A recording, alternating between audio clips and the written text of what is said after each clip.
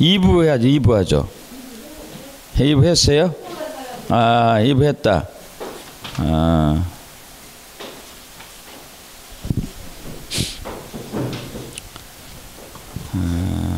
2부 했죠. 1부는 끝났죠. 일단은 끝났죠.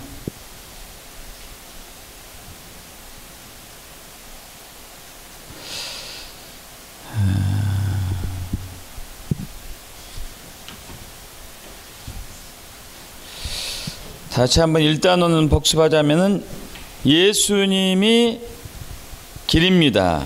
우리의 길이죠. 예수님이 길이시죠. 그래서 우리는 하루하루 주님을 따라가야 되죠. 그리고 예수님은 우리의 모델이 되시고, 그래서 예수님이 하나님과 동행하는 삶을 살 때 7가지 단계였습니다. 아버지께서 이제까지 일하셨고 나도 일하고 나는 스스로 아무것도 할 수 없고, 그래서 아버지께서 하시는 일을 주시하여 보고 그대로 행하고, 그리고 아버지는 아들을 사랑하셔가지고 자기 행하신 것을 다 아들에게 보이시는 것이고요. 그리고 3과에서는 하나님의 종이 되는 일을 배우는 것 2가지였습니다. 뭐였죠? 하나는 빚어져야 되고, 또 하나는요, 주님의 손에 머물러 있어야 되고, 그리고 이제 하나님은 그의 종들을 통해서 일하신다 해서 7가지 관계로 이루시고, 개인적인 실질적인 지속적인 관계로 이루시고, 그리고 초청하시고, 초청하셔서 말씀하시죠. 말씀하시고 나면 우리에게 믿음의 갈등이 일어나지만 조종하면서 순종했을 때 하나님을 경험하게 되죠. 자, 2단원 하나님을 바라보라. 페이스 침례 교회에서는 대학 캠퍼스에 나가서 선교하라는 하나님의 인도하심을 느끼기 시작했습니다. 한 번도 대학 선교의 경험은 없었지만, 그래서 교단의 학생 선교부에서는 기숙사에서 성경 공부반 하나를 시작해보면 좋겠다고 권유를 했고, 그런데 1년 넘게 기숙사에서 성경 공부반을 조직해서 하려고 했지만 그것이 조직이 안 됐습니다. 그래서 어느 날 교회 학생들을 모아놓고 이렇게 얘기합니다. 이번 주에는 여러분이 캠퍼스로 나가서 하나님께서 어디서 일하고 계신지 찾아서 그분의 일에 동참하기를 바랍니다. 우리가 전도도 이렇게 지금 해야 될 것 같아요. 전도도 우리가 전도를 몇 년 동안 했는데 그 열매가 없었잖아요. 그래서 마찬가지로 하나님이 어디서 일하고 계신지를 찾아가지고, 하나님이 어디서 일하고 계신지를 찾아가지고 그분의 일에 동참하기를. 그래서 지금 이제 우리 서정권 전도사님 오셨는데, 이분이 전도에 기름 부음이 있더라고요. 그래서 이제 우리 이번 달에는 서전도사님하고 많은 전략을 하고 1월부터는 이제 전도를 다시 하려고 합니다. 그분이 1, 2년 사이에 몇 명 안 되는 학생분을 40명을 이렇게 넘게 하면서 열매가 많이 있더라고요.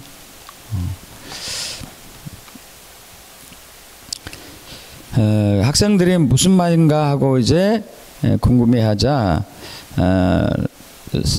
하나님께서 주신 말씀이 2개였는데, 로마서 3장 10절 11절 기록된 바 의인은 없나니 하나도 없으며 깨닫는 자도 없고 하나님 찾는 자도 없고, 요한복음 6장 44절 나를 보내신 아버지께서 이끌지 아니하면 아무라도 내게 올 수 없으니 오는 그를 내가 마지막 날에 다시 살리리라.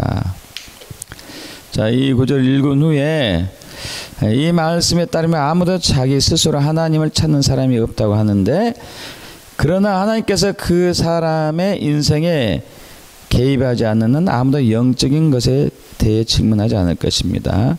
어떤 사람이 하나님을 찾고 있거나 영적인 것에 대해 묻는 것을 보면 당신은 바로 하나님께서 일하고 계신 것을 보는 것입니다. 자, 만일 어떤 사람이 당신에게 영적인 질문을 하면 당신이 계획했던 모든 것을 제쳐두시고 당신이 하고 있던 일을 중단하시고 그 사람과 함께 가서 하나님께서 그 인생에 어떻게 일하고 계신지 알아보십시오. 자, 그래서 그 주간에 학생들은 하나님께서 어디서 일하고 계신지 이제 찾고 동참했는데 그 다음 주 수요일 한 여학생이 이런 얘기를 했습니다. 목사님, 오늘 수업이 끝난 뒤 저와 2년 동안 한 반에서 공부하던 여학생이 저에게로 와가지고 그녀가 저에게 내 생각에 너는 그리스도인인 것 같은데 너랑 이 얘기를 했으면 좋겠다.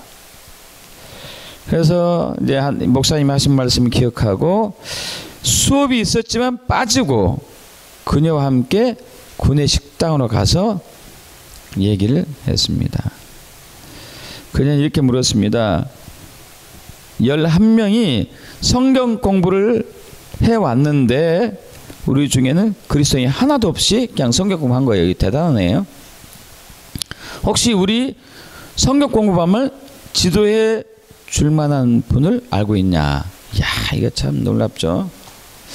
이런 계기로 인해 가지고 여자 기숙사에서 3반, 남자 기숙사에서 2반을 맡아 가지고 성경 공부를 하게 되었죠. 2년간 우리는 스스로 하나님 위해서 무언가를 해보겠다고 했다가 실패했지만 단 사흘 동안에 하나님께서 어디서 일하고 계신지 찾아서 그분이 하고 계신 일에 동참하니까 금방 이렇게 세워진 것을 우리가 경험할 수 있죠. 그래서 우리가 이 부분을 좀 이제 집중적으로 연구하면서 앞으로 전도를 하면 좋을 것 같아요. 자,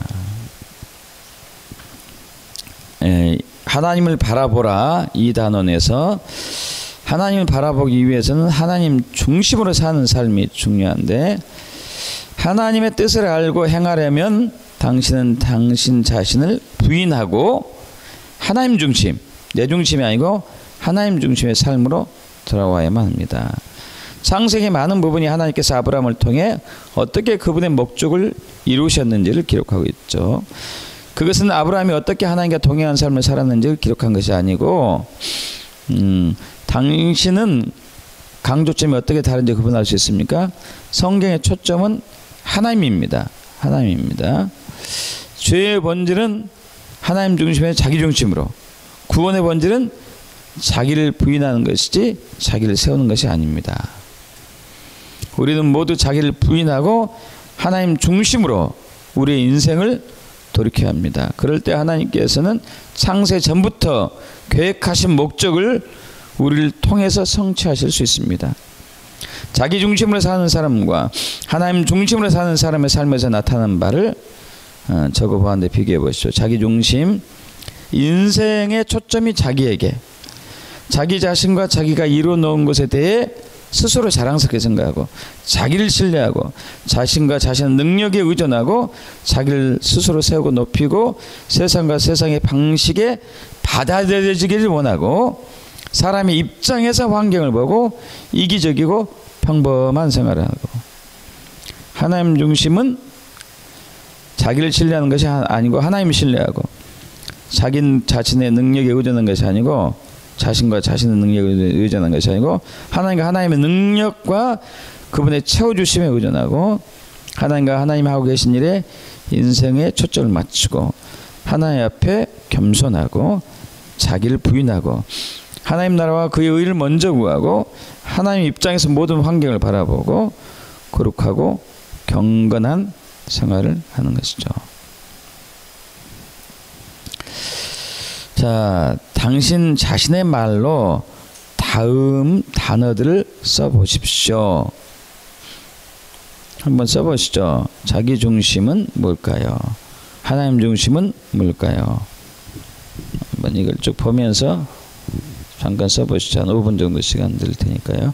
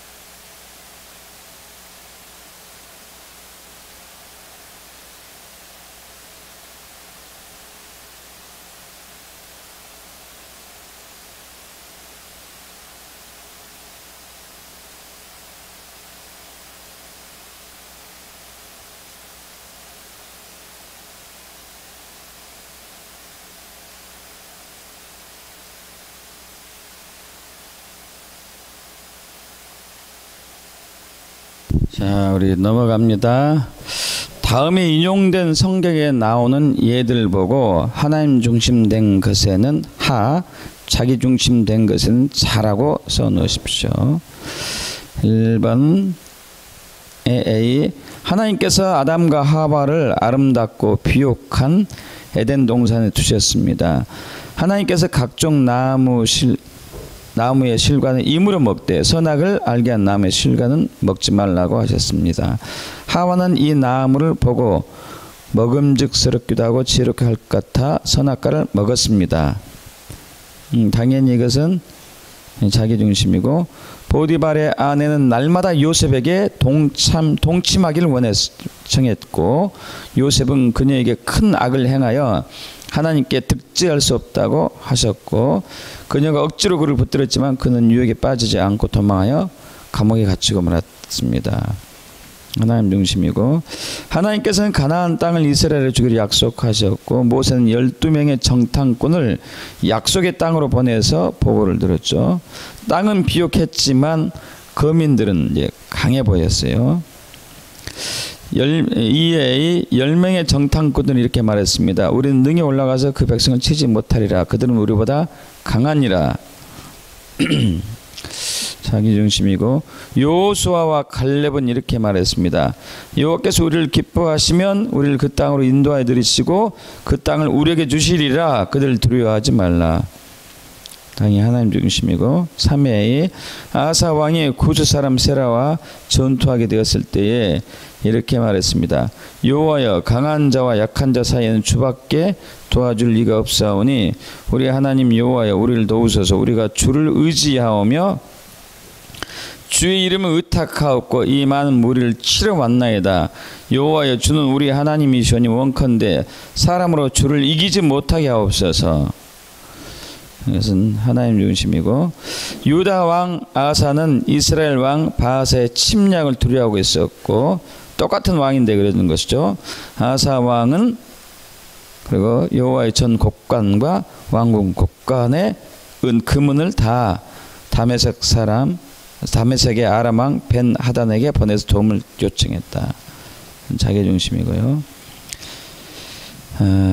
요한복음 12장 24, 25절 옆에 있는 거 읽으면은, 내가 진실로 진실로 너에게 이르니 한 알의 밀이 땅에 떨어져 죽지 아니하면 한 알 그대로 있고 죽으면 많은 열매를 맺느니라. 자기 생명을 사랑하는 자는 잃어버릴 것이요 이 세상에 자기 생명을 미워하는 자는 영생하도록 보존하리라. 자기 중심적인 것은 아주 미묘한 덫이고 너무도 당연해 보이고 인간적으로 보기에, 아사 왕 같이 한 번은 피해 갔다가 한 번은 졸지에 걸릴 수도 있다는 것이죠. 하나님 중심의 삶은 날마다가 중요해요. 나를 죽이고 하나님께 순복하는 것을 요구하죠. 날마다. 하나님의 밀이 땅에 떨어져 썩어서 죽는 것은 날마다 해야 할 일이라는 것이죠. 자, 우리의 계획이 아니고 하나님의 목적이 중요하죠. 하나님 중심의 삶을 살기 위해서 당신은 삶의 초점을 당신이 세운 계획이 아닌 하나님의 목적에 맞춰야 되죠. 당신은 자신의 비뚤어진 인간적인 관점을 버리고 하나님의 관점에서 보아야 하고, 하나님께서는 세상에서 무언가를 시작하시려고 할 때 먼저 사람에게 나타내서 말씀하시고, 하나님 어떤 거룩한 뜻으로 선택하신 사람들을 그분의 목적을 이루시는데 사용하죠. 다음 질문에 답하십시오. 하나님께서는 노아에게 방주를 지으라고 나타나셨을 때 하나님께서는 무엇을 하시려 했습니까? 왜 방주를 지으라고 그랬죠? 무엇 하려고? 세상을 물로 심판하시려고 했죠. 2번, 하나님께서 아브라함에게 나타나셨을 때 소돔과 고모라를 어떻게 하시려고 했습니까? 불로 심판하시려고 했고, 자,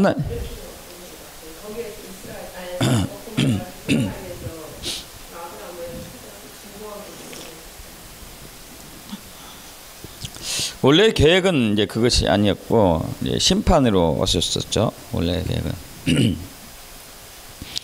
하나님께서 기도에게 나타나셨을 때 무엇을 하시려고 하시려 했습니까? 사사기 6장에서 이스라엘을 구원하시려고 했고, 하나님께서 다메섹 도상에서 사울, 나중에 바울이 된 사울에게 나타나셨을 때 무엇을 하시려고 했습니까? 사울을 통해서 이방인들을 구원하시려고. 위에 나오는 예들에서 가장 중요한 점 뭐죠? 하나님이 그들이 하나님 위해서 무엇을 하고 싶어 했는가? 하나님께서 무엇을 하시려고 했는가? 중요한 것은 하나님께서 무엇을 하시려고 했는가? 노아에게 나타나셨을 때 하나님께서는 세상을 물로 심판하시려 했고, 하나님께서는 소돔과 고모라를 멸망시키려 했을 때 아브라함에게 나타나셨고, 미디안의 압제로부터 이스라엘 구원하시려 했을 때 하나님 기둥에 나타나셨고, 하나님은 사울이 세계 이방인들에게 복음을 전파할 준비가 되었을 때 그게 나타나셨죠. 각 상황에서 중요했던 것은 하나님께서 무엇을 하려 하셨는가이죠. 이제 조그만 글씨 읽어보면 하나님께서는 어떤 사람에게 무엇을 위해 무엇을 할 것인지 연구해보라고 명령하지 않으셔요. 연구해봐라. 내가 뭐 할지 너 한번 알아봐봐. 연구 좀 해봐. 근데 자꾸 우리는 이렇게 많이 가요. 내가 연구해서 하나님의 뜻을 이루려고 많이 하죠. 노아의 예를 살펴봅시다. 하나님을 섬기려는 노아의 모든 계획은 어떻게 되었습니까? 다가올 홍수로 인한 멸망을 생각한다면 그것은 아무 소용도 없겠지요. 노아는 자기가 하나님 섬기려고 설정해 놓은 꿈을 실현시키는데 도와달라고 하나님께 외친 적이 전혀 없죠. 하나님께서 어떤 사람에게 자기를 위해 무엇을 할 것인지 연구해 보라고 명령하시는 것을 결코 우리는 성경에서 볼 수도 없죠. 그래서 우리는 순복, 기다림, 찾음, 동참, 이것이 중요한데, 우리는 앉아서 하나님을 위해서 무엇을 할 것인지 궁리하고 하나님께 그것을 할 수 있도록 도움을 요청하지 않습니다. 성경을 보면 우리가 먼저 하나님께 순복하고 하나님께서 우리에게 무엇을 하실 것인지 보여주실 때까지 기다리든지, 우리 주위에서 하나님께서 무엇을 하고 계신지 찾아서 그분이 하고 계신 일에 동참해야 하는 것이죠.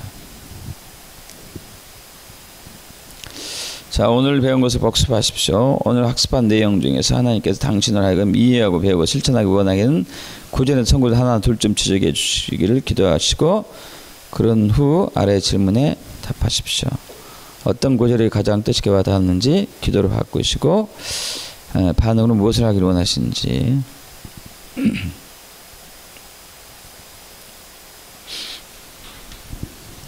해보시죠.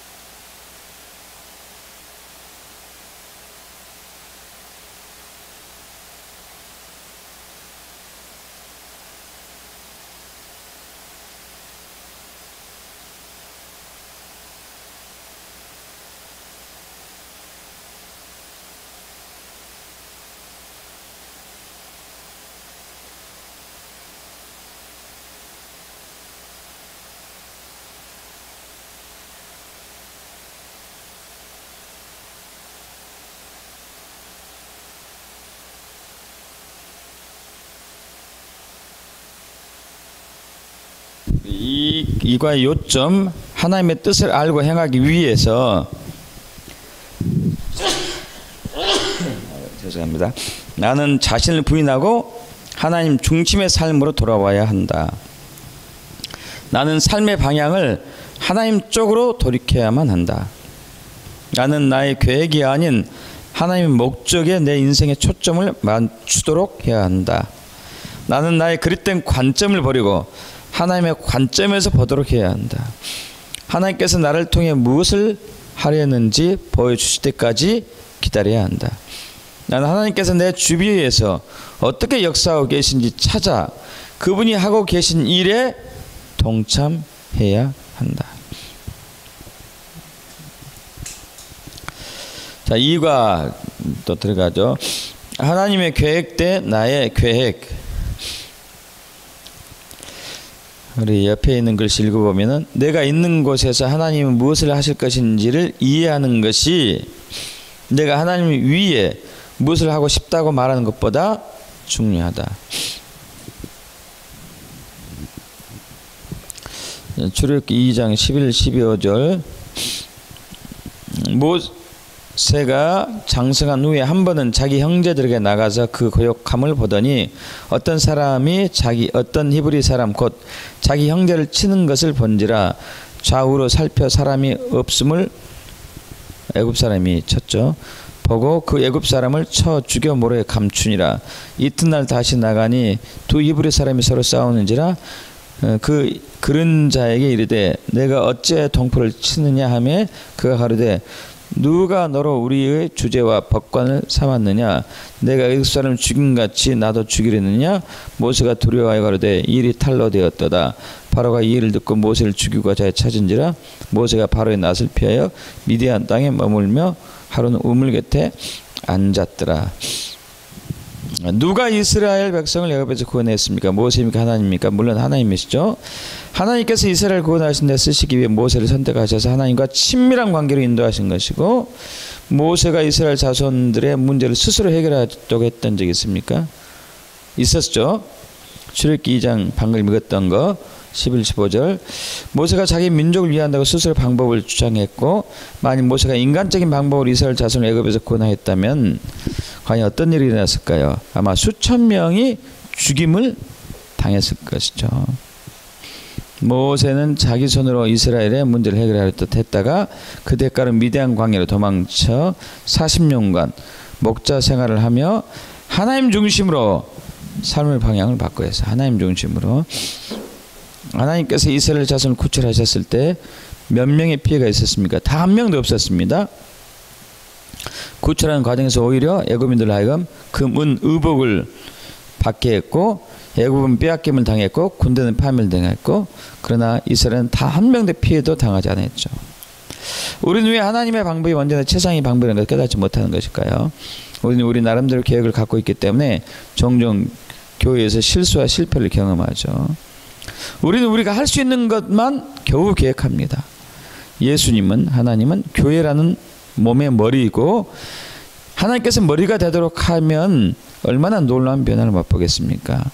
그분 우리가 60년 걸쳐서 할까 말까 한 일을 하나님께 헌신된 사람들을 사용하셔서 6개월도 안 걸려 끝낼 수 있다는 것이죠.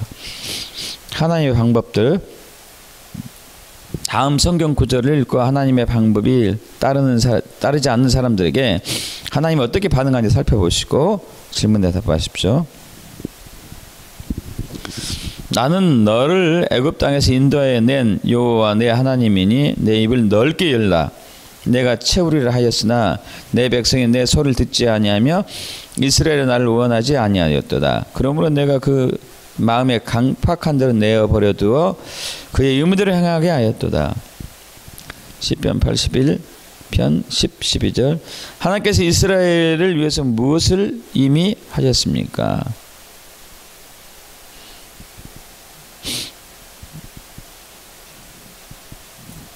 애굽에서 인도했죠, 그죠? 애굽 땅에서 인도하였죠.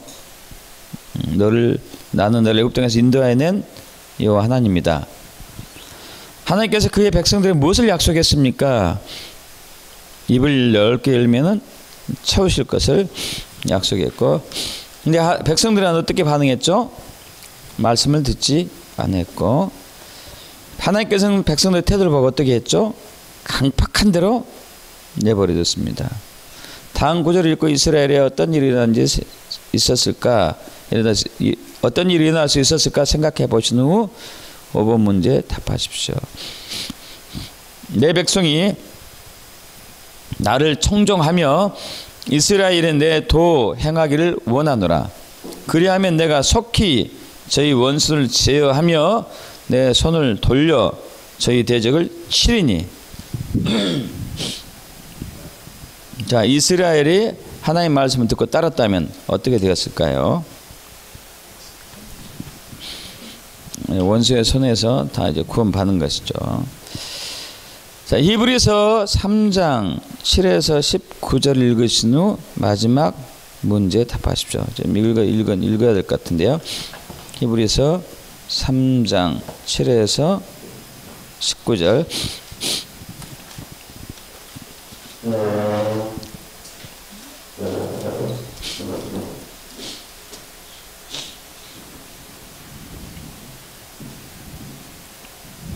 제가 읽겠습니다. 히브리서 3장 7에서 19절이죠. 그러므로 성령이 이르신 바와 같이 오늘 너희가 그의 음성을 듣거든 광야에 시험하는 날에 그의 하던 것 같이 너희 마음을 완고하게 하지 말라. 거기서 너희 열조가 나를 시험하여 증언하고 40년 동안 나의 행사를 보았느니라. 그러므로 내가 이 세대에게 노아 이르기를 그들이 항상 마음이 미혹되어 내 길을 알지 못한도다 하였고 내가 노아의 맹세한 바와 같이 그들은 내 안식에 들어오지 못하려 하였느니라. 형제들아 너희는 상가 혹 너희 중에 누가 믿지 아니하는 막한 마음을 품고 살아계신 하나님께서 떨어질까 조심할 것이요 오직 오늘의 일컫는 동안에 매일 피차 고민하여 너희 중에 누구든지 죄의 유혹으로부터 완고하게 되지 않도록 하라. 우리가 시작할 때 확신한 것을 끝까지 견고히 잡고 있으면 그리스도와 함께 참여한 자가 되리라. 성경이 이르실 때 오늘 너희가 그의 음성을 듣거든 격노하게 하신 것 같이 너희 마음을 완고하게 하지 말라 하였으니 듣고 격노하시게 하던 자가 누구냐? 모세를 따라 애굽에서 나온 모든 사람이 아니냐? 또 하나님이 40년 동안 누구에게 노하셨느냐? 그들의 십자가 광야에 엎드러져 진 범죄한 자들에게 아니냐? 또 하나님 누구에게 맹세하사 그의 안식에 들어오지 못하리라 하셨느냐? 그 순종하지 아니한 자들에게가 아니냐? 이러보니 그들이 믿지 아니함으로 능히 들어가지 못한 것이니라. 자, 이스라엘은 왜 약속의 땅에 들어가지 못했죠? 순종도 않고 믿지도 않고, 그죠? 작은 글씨 옆에 보면은 우리는 하나님의 종이고 우리는 하나님께 무엇을 하시려는지에 따라 우리의 인생을 조정하는 것이죠. 우리는 하나님께 원하시는 일을 우리를 통해 하실 수 있도록 우리 자신을 하나님께 맞춰야 합니다. 하나님은 우리의 종이 아니시기 때문에 우리의 계획에 맞춰 변하실 수 없습니다. 우리는 하나님의 종이므로 하나님께서 무엇을 하시려는지에 따라 우리의 인생을 조정해야 합니다. 우리가 순종치 않으면 하나님께서는 우리 멋대로 하도록 버려두실 것입니다. 그렇게 되면 우리는 하나님께서 우리를 위해 혹은 우리를 통해 하기 원하시는 일이 무엇인지 경험할 수 없습니다. 이스라엘은 많은 기사와 이적을 거쳐 애굽에서 나오게 되었고 당신은 그들이 하나님께서 무엇을 하실 수 있다고 믿었을 것이라는 생각이 듭니까? 그들은 하나님께서 그들에게 약속의 땅을 주셨다는 것을 믿지 못했습니다. 이 불신앙 때문에 그들은 40년을 광야에서 헤매다가 죽어가는 신세가 되었고 시편 81편은 이스라엘의 자기들의 생각을 따르지 않고 하나님 방법에 순종했다면 하나님께서 훨씬 더 빨리 그들의 대적들을 정복해 주셨다는 것을 우리에게 깨우쳐주고 있죠.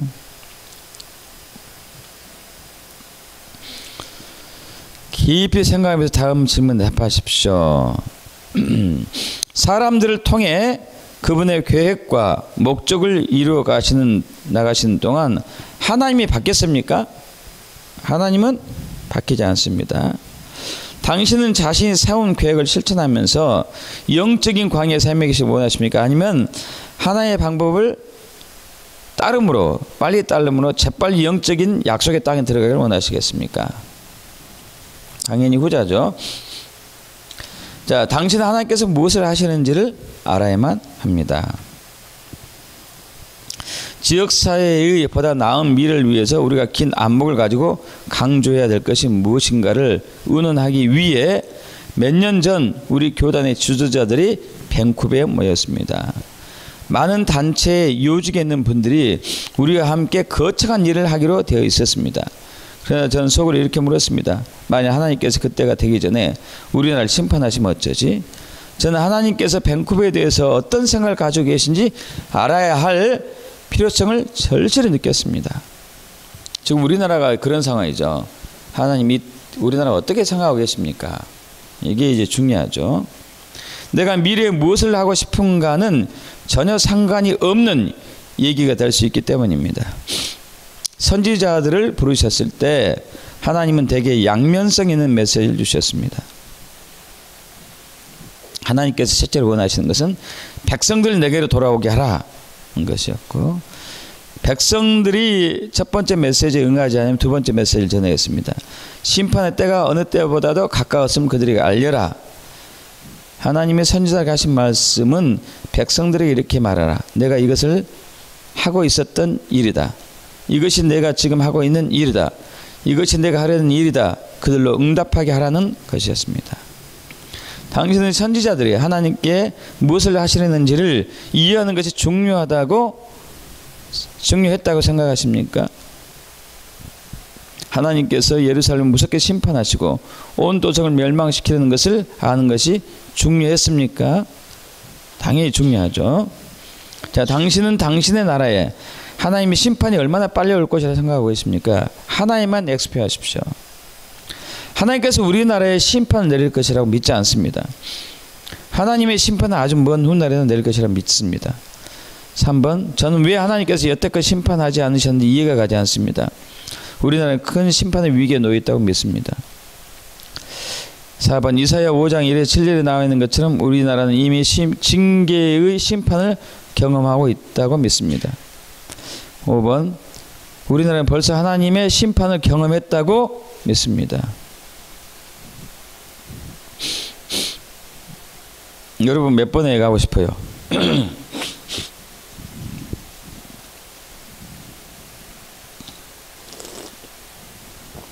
4번이요. 4번을 했다면은 이제 그 증거를 써야 되거든요. 그 증거는 뭐라고 보십니까?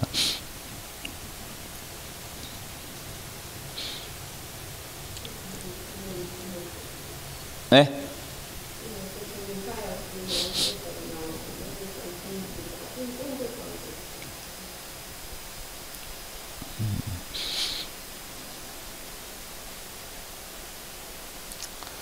장군사님은요?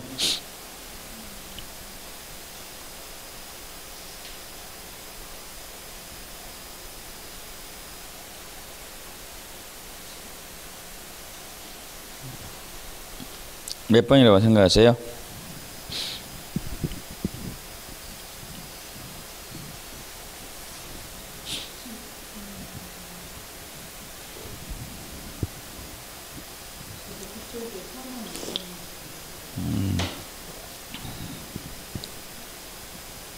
뒷받침만 하면 증거가 어떤 거라고 또 있을까요?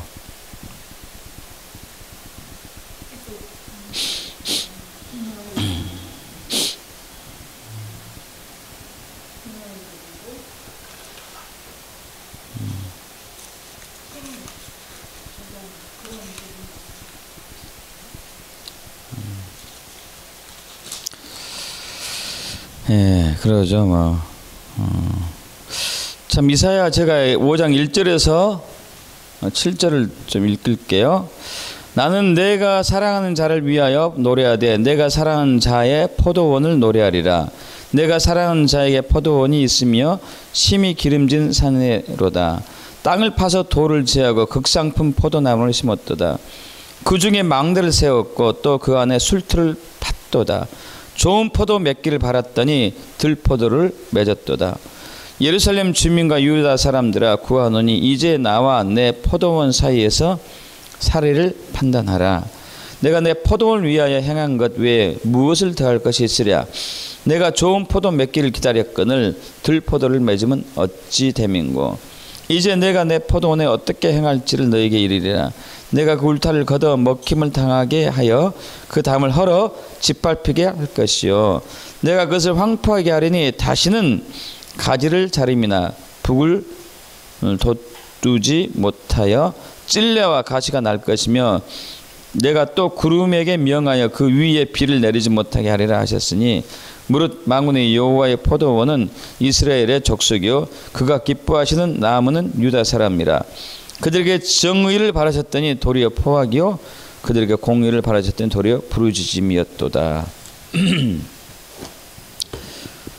자, 하나님의 심판에 대한 당신의 견해가 당신의 생활에 어떤 영향을 주고 있습니까?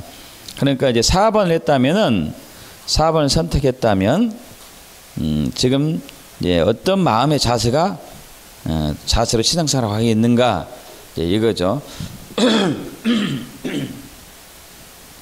답을 한 것에 따라서 이제 마음가짐이 다르겠죠.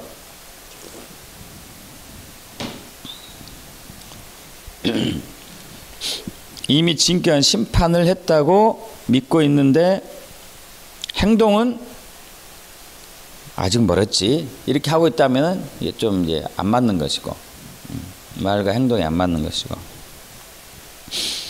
정말 지금 이미 심판의 징계 수익에 징계를 하고 있다고 생각한다면 철저하게 회개의 자리로 가고 하나님만 찾고 부르짖고 하는 것이 된다면은 이제 4번을 믿고 있다는 것이고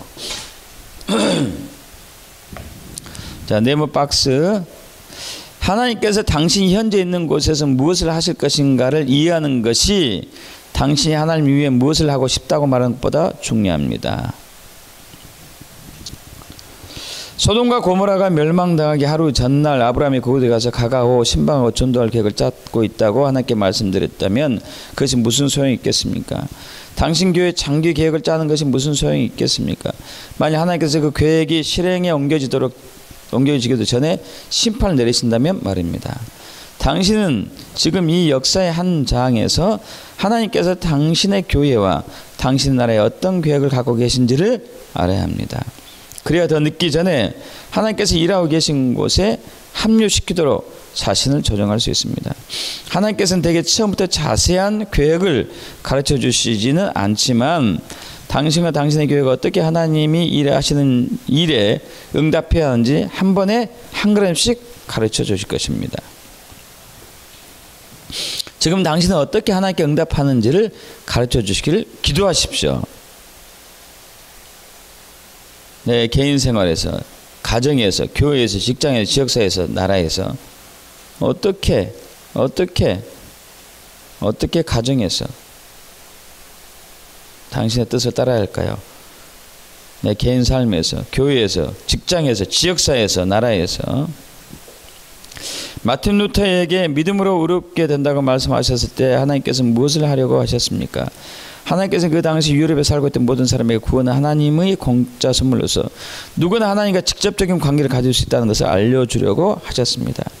하나님께서는 큰 계획을 일으키고 계셨던 것입니다. 당신의 교회사를 통해 하나님께서 어떻게 큰 운동을 일으키셨는지를 공부하면 당신은 모든 경우에 하나님께서 어떤 사람에게 오셨는지를 알 수 있을 것입니다. 또 그 사람이 하나님께 목숨을 내어 놓았던 것을 보게 될 것입니다.